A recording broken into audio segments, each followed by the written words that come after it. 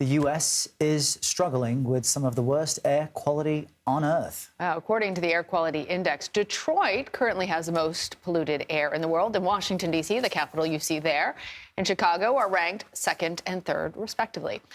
It's a result of the ongoing Canadian wildfires. More than 100 million people in the Midwest and along the East Coast have been issued a health advisory as a result of the smoke. CBS News congressional correspondent Scott MacFarlane has shed the typical Washington suit for a polo today because it's hot and the air quality is terrible. You know, if Scott MacFarlane's in a polo, it's warm outside.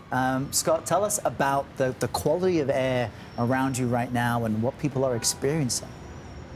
The air has the texture and smell of a barbecue pit. Let's start with that. This is the worst air quality in America, if not some of the worst air quality in the world, right here in the nation's capital. On midday, on a summer day, these streets should be packed. They're not. There are restrictions in place by local governments, and there are just some informal restrictions people are placing on themselves.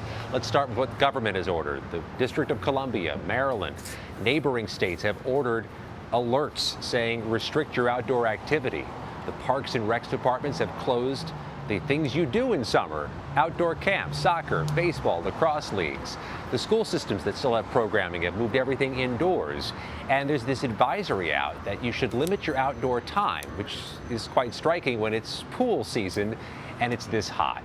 The federal government is on what we characterize as recess mode already. We're coming up on a holiday weekend, and a holiday week in which the Capitol and Congress are not functioning here in Washington. So there's limited tourist travel in the areas in which you'd have visitors to the Capitol, visitors to the White House, and visitors to the federal buildings. But it's still summer in D.C., so we expect the many people who've made the trip here with the family to have a decision to make today.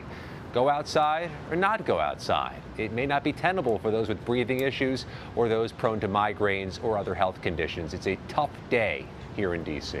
I would say that the Smithsonian, most of those museums are indoors and offer a lot for the nation's travelers. Good point. But how does all of this air quality right now compare to the wildfire smoke that engulfed the East Coast earlier this month? I noticed that you're not wearing a mask right now.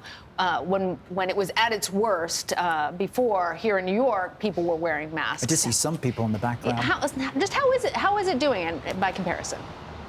Yeah, this is a migrating issue that actually started some time ago. I was in Michigan in May and dealing with this smoke that was drifting into West Michigan. It's still moving its way around as the fires continue to burn unbridled in Canada. And this is a really migrating situation going right down I-95 on the East Coast with so much of America during this summer season.